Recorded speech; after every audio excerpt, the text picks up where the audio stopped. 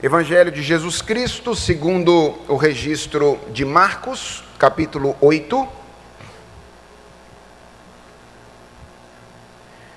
E eu vou ler com vocês os versos 22 até o verso 30. Eu farei a leitura desta passagem bíblica e eu peço aos irmãos que acompanhem silenciosa e atentamente a leitura que farei e recebam com fé esta que é a palavra do nosso Deus. Marcos 8, 22 a 30, o texto sagrado diz assim: Então chegaram a Betsaida e lhe trouxeram um cego, rogando-lhe que o tocasse. Jesus, tomando o cego pela mão, levou-o para fora da aldeia e, aplicando-lhe saliva aos olhos e impondo-lhe as mãos, perguntou-lhe: Vês alguma coisa? Este, recobrando a vista, respondeu: Vejo homens, porque como árvores os vejo andando. Então novamente lhe pôs as mãos nos olhos, e ele, passando a ver claramente, ficou restabelecido, e tudo distinguia de modo perfeito. E mandou Jesus embora para casa, recomendando-lhe: Não entres na aldeia. Então, Jesus e os seus discípulos partiram para as aldeias de Cesareia de Filipe, e no caminho perguntou-lhes: Quem dizem os homens que sou eu? E responderam: João Batista, outros Elias, mas outros algum dos profetas. Então lhes perguntou: Mas vós, quem dizeis que eu sou? E respondendo Pedro lhe disse: Tu és o Cristo. Advertiu-os Jesus de que a ninguém dissessem tal coisa a seu respeito. Caiu a ficha. Essa é a expressão que os jovens ou adolescentes costumam usar para se referir àquele momento do clique, em que você toma consciência de alguma coisa com o qual você já estava se relacionando há algum tempo, mas ainda não havia percebido. Talvez a maioria dos jovens e adolescentes que usem essa expressão não conheçam sequer a sua origem, mas o fato é que ela ainda está vigente, e é bem comum os jovens e adolescentes usarem esta expressão. Eu creio que essa é uma expressão que legenda muito bem o texto que nós temos diante de nós nesta ocasião. O capítulo 8 do Evangelho de Marcos é um capítulo chave em todo este Evangelho, que funciona como uma espécie de dobradiça das duas grandes partes que compõem o Evangelho de Marcos. Se você ler depois o Evangelho de Marcos na sua casa, você vai perceber que é possível dividir o Evangelho de Marcos em duas grandes partes, se nós levarmos em conta a relação de Jesus Cristo com seus discípulos.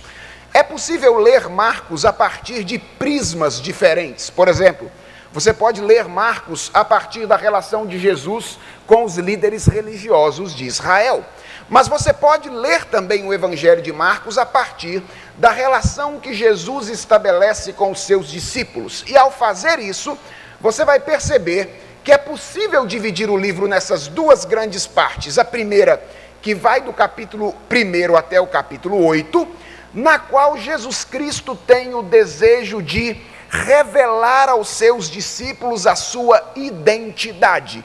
Nesses 8 primeiros capítulos do Evangelho de Marcos, o que Jesus está fazendo é isso: revelar aos seus discípulos quem ele é. Ele deseja que os seus discípulos o conheçam.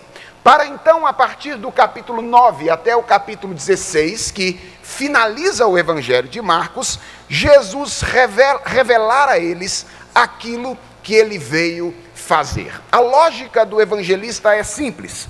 Primeiro é necessário compreender quem Jesus é, para que então nós compreendamos depois aquilo que ele veio fazer. E quando nós lemos a primeira parte do Evangelho, que termina no capítulo de número 8, é muito fácil perceber que, embora os discípulos de Jesus caminhassem com ele durante algum tempo e recebessem frequentes revelações a respeito da sua identidade, eles eram profundamente inconstantes no reconhecimento da identidade de Jesus Cristo. Eles eram, para não dizer, muitas vezes incrédulos a respeito de quem Jesus é. Deixe-me dar alguns exemplos a vocês, todos eles anteriores ao capítulo 8 na narrativa do Evangelho de Marcos. Por exemplo, no capítulo 4, os discípulos veem Jesus acalmar o mar com o poder da sua palavra. Jesus não faz isso recorrendo à força de um terceiro. Ele não faz isso pelos poderes de Grayskull. Ele faz isso pela sua palavra. E os discípulos veem aquela manifestação da identidade de Jesus Cristo, mas eles terminam aquela narrativa com o coração amedrontado e fazendo uma pergunta. Qual é a pergunta? Quem é este? Dias depois, eles veem Jesus andar por sobre as águas. Mais uma vez, eles estão no meio do mar, enxergando uma manifestação sobrenatural da identidade de Jesus Cristo. Mas Marcos termina a passagem dizendo que eles ficaram atônitos, porque o coração deles estava endurecido. Um pouco mais à frente, os discípulos viram Jesus multiplicar os pães pela primeira vez. E quando a mulher cirofenícia se aproxima de Jesus Cristo, querendo as migalhas que Jesus Cristo tinha para oferecer, eles então sugerem a Jesus que mandassem aquela mulher embora, como se Jesus não tivesse nada para oferecer àquela mulher. Dias depois, eles veem Jesus Cristo multiplicar pães pela segunda vez. Mas na hora de ir embora, eles continuam preocupados com comida, brigando uns com os outros, porque eles haviam esquecido de levar pão na viagem. Tudo isso mostra para nós que a ficha dos discípulos demorou a cair. Eles eram homens inconstantes, algumas vezes homens incrédulos a respeito da identidade de Jesus Cristo, mas na passagem que nós lemos, nós recebemos a revelação por parte de Marcos de que um dia a ficha dos discípulos caiu. E a razão pela qual isso acontece é muito simples, é porque o Jesus que dá vista aos cegos abre também os olhos do coração. É sobre isso que eu gostaria de falar com você nessa noite. Eu quero mostrar a você, nesta passagem, que Marcos nos ensina esta preciosa lição a respeito da identidade de Jesus. Jesus é aquele que abre os olhos do cego, mas é também aquele que abre os olhos do coração. O texto que nós lemos começa com o relato de mais um dos milagres realizados por Jesus Cristo. Ele é um milagre muito conhecido, certamente você já leu esse texto e ouviu outros sermões nesta passagem. Mas eu gostaria de chamar a sua atenção para dois detalhes importantes neste milagre narrado por Marcos aqui nos versos 22 até o verso de número 26. O primeiro detalhe que eu gostaria que você tivesse em mente e mantivesse em mente para entender o papel desta passagem na narrativa de Marcos é que é a primeira vez neste evangelho que Jesus cura um cego. É a primeira vez no evangelho de Marcos que Jesus cura um cego. Preste atenção, eu não estou dizendo que este foi o primeiro cego que Jesus curou durante o seu ministério. Marcos fala de muitas outras curas, muitos outros milagres não descritos especificamente que Jesus realizou. E é muito provável que Jesus tenha curado outros cegos antes. Mas, quando Marcos escolheu descrever a vida de Jesus, ele escolheu deixar a primeira cura de um cego para ser apresentada aqui no capítulo 8. Esta é a primeira cura de cegueira destacada pelo evangelista Marcos. E isto não acontece por acaso. Aliás, Jesus nunca fez milagres por acaso. E os evangelistas nunca registraram milagres de Jesus por acaso. Se você se lembra, uma das palavras que a Bíblia usa para se referir aos milagres realizados por Jesus é a palavra sinais. O que é um sinal? Um sinal é alguma coisa que aponta para outra coisa.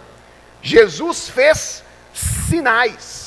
Ele realizou alguns atos que apontam para verdades espirituais. Sempre que Jesus realizava um milagre, ele tinha como objetivo revelar alguma coisa a seu respeito. Deixa eu dar alguns exemplos a vocês, também do Evangelho de Marcos. Por que Jesus curou o paralítico descido do eirado? E com que objetivo, lá em Marcos capítulo 2, nós temos o registro desta cura? O texto diz que Jesus fez isso para revelar que ele tem poder para perdoar pecados.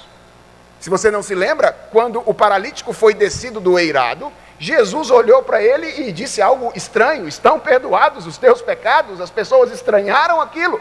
E então ficaram em dúvida quanto à autoridade de Jesus, e Jesus então diz: para ficar claro que o Filho do Homem tem autoridade para perdoar pecados, então eu te digo, levanta e anda.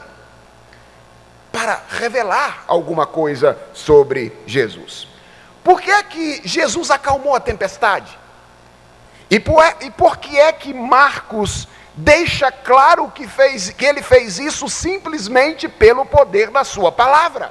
Simples, para revelar que Jesus Cristo é aquele que tem autoridade sobre toda a criação. Ele é a palavra criadora, que cria todas as coisas, e ele é a palavra que é a mantenedora de todas as coisas. Ele tem autoridade sobre tudo. Por que que Jesus expulsou o demônio do gadareno? E por que que Marcos registrou a expulsão do demônio do gadareno logo depois da ocasião em que Jesus acalmou a tempestade? Simples, para aprofundar a nossa noção da autoridade de Jesus. Para mostrar para a gente que Jesus não é apenas aquele que tem o controle sobre as forças da natureza. Jesus também é aquele que tem autoridade sobre os demônios, sobre as forças do mal. E por último, por que é que Jesus curou a filha de Jairo? E por que é que Marcos registrou a cura da filha de Jairo logo depois da expulsão dos demônios do gadareno? Simples, para aprofundar ainda mais a nossa noção da autoridade de Jesus. Para dizer para a gente, Jesus não tem apenas autoridade sobre as forças da natureza. Jesus não tem apenas autoridade sobre os demônios, os espíritos malignos. Jesus tem autoridade sobre a morte. Milagres são sinais. Milagres apontam para verdades espirituais. E sabe o que isso significa? Que quando Marcos escolhe este momento particular para destacar a cura de um cego pela primeira vez, ele não o faz por acaso. Ele o faz porque deseja nos ensinar uma verdade sobre Jesus Cristo. Guardou isso no coração? Agora perceba um outro detalhe nesta narrativa. A cura do cego aqui em Marcos capítulo 8, ela possui um forte paralelo com a do surdo gago que está no capítulo 7. Se você der uma olhadinha aí nessas duas passagens em paralelo, faça isso em casa, você vai perceber que elas têm muitos paralelos. Mas existe uma diferença fundamental entre essas duas passagens. As duas têm muitas semelhanças. Por exemplo, ambos, tanto o surdo-gago quanto o cego, são curados fora da multidão. Jesus tira ambos para curá-los. Ambos são curados através da saliva de Jesus. Tanto o surdo-gago quanto o cego. São várias as semelhanças, mas existe uma diferença fundamental e Marcos faz questão de ressaltar isso. Qual é a diferença? A diferença é que o surdo-gago é curado de uma vez, enquanto o cego é curado por etapa. Jesus toca os olhos do cego uma primeira vez e pergunta: você está enxergando? E aí ele diz: eu estou vendo mais ou menos, eu estou enxergando vultos. E aí depois então Jesus toca novamente os olhos do cego e ele passa a enxergar, segundo Marcos, de maneira plena ou de maneira completa. A minha pergunta é: por que Jesus fez isso? Por que Jesus curou o cego por etapa? Se você respondeu da seguinte maneira: porque ele é Deus e ele faz do jeito que ele quiser, você acertou, é por isso mesmo. É porque ele é Deus e ele faz do jeito que ele quiser. Mas eu acredito que o contexto dessa passagem nos permite ir além e nos leva a concluir que isso tem a ver com uma verdade fundamental a respeito de Jesus e da sua relação com os discípulos que Marcos deseja nos ensinar nesta passagem. Os discípulos, embora caminhassem com Jesus, viam de maneira meio equivocada. Eles viam alguns vultos. E o que Marcos deseja nos ensinar nesta passagem é que é impossível conhecermos a Deus de maneira clara por nós mesmos, a menos que o Jesus que abre os olhos do cego, abra também os olhos do nosso coração. E é essa a verdade que vai ficar clara na segunda cena da passagem que nós estamos verificando nesta ocasião. Veja, a segunda cena, aí no verso de número 27, começa com um detalhe que nos parece, o que costuma nos passar despercebidos. Começa com Jesus tirando os discípulos do meio da multidão. Isso não é mera coincidência. Jesus tinha tirado o surdo-gago do meio da multidão. Jesus tinha tirado o cego do meio da multidão. E agora ele tira os seus discípulos do meio da multidão. O que Marcos está querendo nos mostrar com isso? Que há uma terceira cura para acontecer. Não uma cura de natureza física como a do surdo-gago. Não uma cura de natureza física como a do cego, mas uma cura de natureza espiritual que precisa acontecer para que os homens se tornem verdadeiros discípulos de Jesus, mesmo que andem com ele durante longo tempo. E então, no meio do caminho, ele faz uma pergunta aos seus discípulos. Ele olha para o grupo que estava andando com ele há algum tempo e pergunta: o que é que as pessoas dizem a meu respeito, a respeito da minha identidade? Quem elas dizem que eu sou? Os discípulos talvez ouvissem sobre Jesus muito mais do que ele. Você sabe que você é sempre o último a saber aquilo que as pessoas estão falando ao seu respeito. E os seus amigos certamente sabem o que é que as pessoas estão pensando acerca de você. Por isso Jesus então pergunta a eles: o que é que as pessoas dizem a meu respeito? E então os discípulos respondem: Senhor, tem algumas pessoas aí que estão dizendo que o Senhor é João Batista, que ressuscitou. Outras pessoas aí, Senhor, estão dizendo que o Senhor é Elias. Elias é um daqueles personagens do Antigo Testamento que não conheceu a morte. Então algumas pessoas estão dizendo que Elias agora voltou e é o Senhor.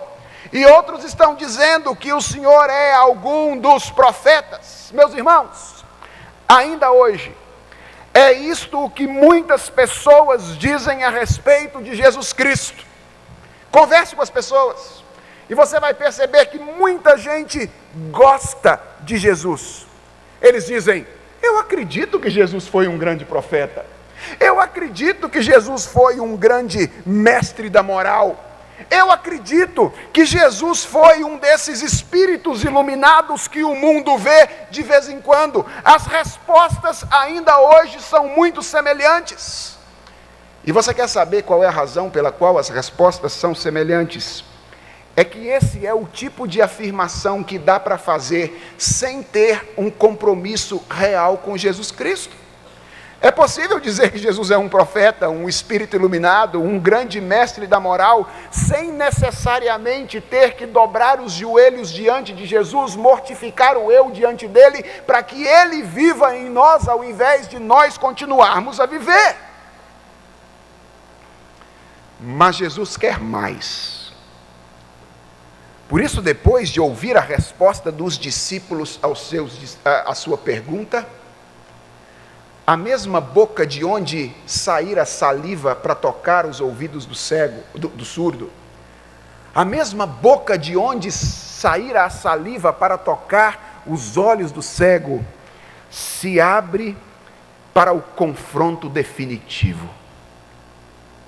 E vocês? E vocês? E você, Pedro? E você, Tiago? E você, André? Quem vocês dizem que eu sou? Jesus está interessado que respondamos a essa pergunta de maneira honesta. Jesus está interessado que nós, cada um de nós individualmente, sonde o coração para perguntar-nos o que cremos verdadeiramente a respeito de Jesus Cristo. E então Pedro, sempre ele o mais atirado do grupo apostólico, depois de ouvir a pergunta de Jesus Cristo, toma a frente para responder corretamente, dizendo: tu és o Cristo. Ao contrário do que algumas pessoas costumam pensar, Cristo não é o sobrenome de Jesus. Cristo é um título. É o equivalente grego para o hebraico Messias. É o ungido. O que Pedro está dizendo é: tu és o prometido do Senhor. Tu és aquele acerca de quem Gênesis capítulo 3, verso 15, disse haveria de vir para esmagar a cabeça da serpente. Tu és o rei outrora prometido pelos profetas, cantado pelos salmos, proferido pela lei. Tu és a esperança de Israel. Tu és o Cristo, o Filho do Deus vivo, disse Pedro naquela ocasião. A ficha caiu. Esse foi o momento exato da virada na vida dos discípulos. E finalmente, eles declaram com certeza, com convicção, aquilo que eles estavam vendo desde o começo, mas ainda não tinham enxergado com toda a clareza. Na contramão de toda a multidão, que afirmava que Jesus era um profeta, um espírito iluminado, um mestre da moral, eles afirmam categoricamente: todas essas definições são insuficientes para definir Jesus Cristo. Ele não é apenas um profeta, ele não é apenas um grande mestre da moral, ele não é apenas um espírito iluminado, ele é o Messias, aquele que faz aquilo que nenhum outro pode fazer. Finalmente, eles entenderam. Eles agora sabem quem é Jesus Cristo. E a narrativa de Marcos termina aqui. Sabe por quê? Porque o que interessa a Marcos é mostrar que os discípulos entendem quem é Jesus E agora Jesus vai contar para eles aquilo que ele vai fazer. Se você der uma olhada aí, a partir do verso número 31, você vai ver que é exatamente essa mudança. Então começou ele a ensinar-lhes que era necessário que o Filho do Homem sofresse muitas coisas, fosse rejeitado. Agora que eles sabem quem é Jesus, eles podem entender aquilo que Jesus vai fazer. Por isso a narrativa de Marcos termina aqui. Mas a narrativa de Mateus, da mesma passagem, apresenta um detalhe que é extremamente significativo para o entendimento dessa passagem e para a questão que eu quero que vocês entendam nessa noite. Mateus afirma que depois que Pedro fez essa afirmação acertada, tu és o Cristo, o Filho do Deus vivo, Jesus então o freou para dizer o seguinte: bem-aventurado és, Simão Barjonas, porque não foi carne ou sangue que te revelaram, mas o meu Pai que está nos céus. O que significa esta frase de Jesus Cristo, freando o ímpeto com que Pedro declara a messianidade dele naquela ocasião? O que Jesus quer que os discípulos entendam, e nós entendamos nessa noite, é que eles não haviam chegado à compreensão da identidade de Jesus, porque eles eram mais inteligentes do que as outras pessoas, e sabiam ler nas entrelinhas. Jesus quer que eles entendam, e que nós entendamos também, que ninguém chega à conclusão sobre a identidade de Jesus, porque é mais esperto, mais perspicaz do que os outros. Jesus quer que nós entendamos que ninguém chega ao real entendimento sobre quem Jesus é, porque é mais esforçado, mais resistente do que o outro. Jesus quer que nós entendamos, como queria que os discípulos entendessem ao afirmar isto, que eles chegaram à real compreensão da identidade de Jesus Cristo por revelação. É isso mesmo. Porque Jesus abriu os olhos do entendimento deles. Porque a menos que Jesus toque os olhos de alguém, este alguém jamais pode conhecer verdadeiramente a Jesus Cristo. Não é isso que a Bíblia diz? A Bíblia diz que ninguém, absolutamente ninguém pode dizer Senhor Jesus, senão por intermédio da ação do Espírito Santo de Deus. Irmãos, o que Jesus está ensinando o tempo inteiro, quando ele tira saliva da boca para abrir o ouvido do surdo gago, quando ele tira saliva da boca para tocar os olhos do cego e fazê-lo enxergar, e quando com a mesma boca da qual sai essa saliva, abre para confrontar os seus discípulos, é uma verdade apenas, que eu gostaria que você guardasse no seu coração de uma vez por todas a partir de hoje, é que nós somos originalmente, espiritualmente cegos. Esse é o estado de todo ser humano. Nós somos espiritualmente cegos. E a menos que tenhamos os olhos abertos por Jesus, nós jamais poderemos enxergar direito. Esta é a lição desta passagem. Nós somos originalmente, espiritualmente cegos. E não podemos enxergar direito, a menos que tenhamos os olhos abertos. E o único que pode abrir os olhos do coração é aquele que abre os olhos do cego, Jesus Cristo. Agora que você já entendeu qual é a lição desta passagem, deixe fazer uma pergunta a você. Você está enxergando bem?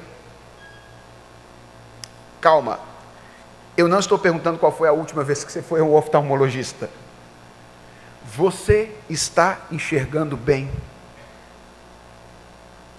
Talvez você tenha entrado aqui nesta noite completamente cego.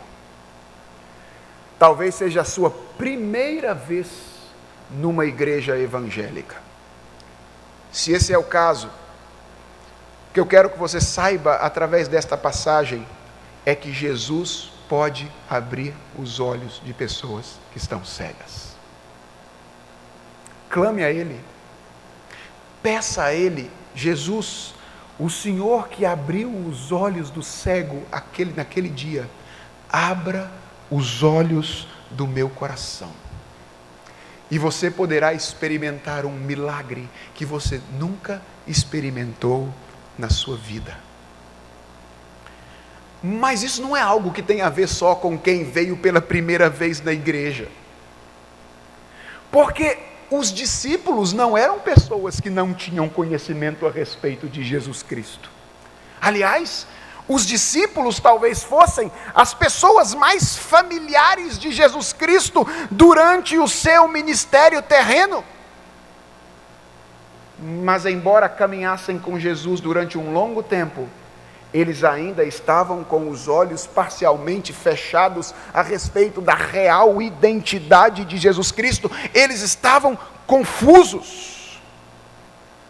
Sabe o que isso significa, meus irmãos? Que nós podemos ser amigos de igreja. Nós podemos ser admiradores de Jesus. Nós podemos ser pessoas que sentem arrepio na espinha quando nós cantamos as músicas que falam a respeito da história deste homem que viveu há 2000 anos atrás na Palestina, sem nunca tê-lo enxergado com os nossos olhos de maneira clara e perfeita. Por isso eu gostaria que, depois de termos nos lembrado dessa história, nós que temos andado com Jesus há tanto tempo, refletíssemos sobre a nossa real condição espiritual. E que nós fôssemos lembrados nessa noite, de que ser amigo de igreja não é suficiente. De que conhecer as histórias sobre Jesus não é suficiente. De que sentir arrepio na espinha com as músicas que falam sobre Jesus não é suficiente. Ele deseja que nós respondamos, cada um de maneira honesta, a pergunta que ele fez aos discípulos naquela ocasião: e você? E você? Quem você diz que eu sou? E a única resposta correta a essa pergunta é a do reconhecimento do senhorio de Jesus Cristo, que deságua em humilhação e obediência. Esta é a única resposta que pode ser dada. Tu és o Cristo, o Filho do Deus vivo. Talvez você esteja andando com Jesus, ou com aqueles que andam com Jesus muito tempo, sem nunca ter enxergado verdadeiramente a Jesus. Se esse for o seu caso, talvez seja hoje o dia em que a sua ficha vai cair. E eu posso lhe contar uma coisa? Eu não vou ficar nem um pouquinho impressionado se isso acontecer. Sabe por quê? Porque eu conheço esse Jesus da Bíblia. Eu sei que Ele é o mesmo ontem, hoje e eternamente. Eu sei que aquele que abriu os olhos do cego no passado, aquele que abriu os olhos dos seus amigos no passado, pode abrir os olhos de gente que está andando com Ele, embora nunca o tenham enxergado nesta ocasião. Agora talvez a sua ficha já tenha caído. Talvez você esteja olhando para mim dizendo assim: pastor, o senhor falando sobre esse negócio de ficha cair, eu estou lembrando exatamente quando isso aconteceu comigo.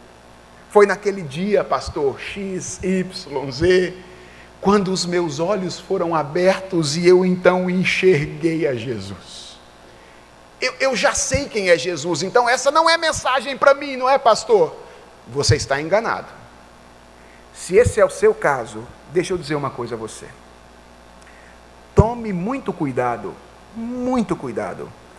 com algo que mata muita gente que esteve perto de Jesus um dia. Sabe do que eu estou falando? Da autossuficiência resultante da familiaridade. A autossuficiência que resulta da familiaridade. Tem muita gente que, porque viu Jesus um dia, acha que pode viver por conta própria, como se não precisasse mais de Jesus. Eu já me converti, agora é comigo. Eu já me converti, daqui para frente eu dou conta. Tem muitos pastores, esse é um risco nosso, que depois de um tempo de ministério bem-sucedido, passam a confiar em si mesmos, na sua retórica, na sua habilidade de pregar, na sua habilidade de liderança, e passa a tratar o exercício do ministério pastoral, por exemplo, como alguma coisa que ele faz tranquilamente, sem recorrer a Jesus. Mas isso não é coisa só de pastor, não. Tem muito membro de igreja que no exercício das suas atividades ministeriais, por fazerem isso há tanto tempo, presbiterato, diaconato, presidência de sociedades internas, dizem, tem 30, 40 anos que eu estou fazendo isso, para que recorrer a Jesus para fazer isso? Eu já estou escolado na maneira como eu faço as coisas da fé. E nós poderíamos ampliar isso. Homens que depois de um tempo de solidez econômica, começam a confiar na sua capacidade administrativa para gerir o seu lar. E dizem, preciso de Jesus para isso? Já tenho todas as habilidades necessárias e um longo tempo de experiência. Mulheres que depois de anos de casamento, anos de criação de filhos, confiam mais nas suas habilidades relacionais do que na palavra de Deus para que a sua família se mantenha fiel ao Senhor Jesus Cristo. E dizem, não preciso mais recorrer a Jesus. Afinal de contas, já criei 3 filhos, já estou criando agora 2 netos, todos eles na igreja, sei fazer isso exatamente da maneira correta. Autossuficiência que resulta da familiaridade. Cuidado, meu irmão. Sabe por quê? Porque não existe momento na vida em que Jesus se torna desnecessário. Não existe momento na vida em que nós não precisemos de Jesus. Porque por melhor que seja a nossa visão, de vez em quando, os nossos olhos são anuviados pelas imagens desse mundo. E sabe o que acontece com os nossos olhos? Nós passamos a ver os homens como se eles fossem árvores. Isso acontece conosco, por causa das imagens desse mundo. Porque damos ouvidos à voz do nosso coração, porque damos ouvidos à voz do tentador, que insiste em reclamar a nossa fidelidade. Nossos olhos se anuviam, e de repente nós não estamos mais enxergando direito. Sabe qual é o evangelho para você, se esse é o seu caso? O evangelho para você é que se Jesus está disposto a abrir os olhos de pessoas que ele nunca viu, quanto mais ele estará disposto a abrir os olhos dos seus amigos que andam com ele, quando os olhos dele se anuviam. Como é bom saber disso. Como é bom saber que todos os momentos em que, por causa das vozes do mundo ou da voz do nosso coração, os nossos olhos se turvam diante da maneira como deveríamos enxergar o mundo, nós podemos sentir o toque de Jesus nos olhos de novo. Porque se ele ama pessoas que ele nunca amou antes, quanto mais Ele ama as pessoas que caminham com Ele. Que Deus nos ensine essa verdade sobre Jesus. Que aquele que abre os olhos do cego, abre também os olhos do nosso coração. Que Ele nos abençoe. Amém.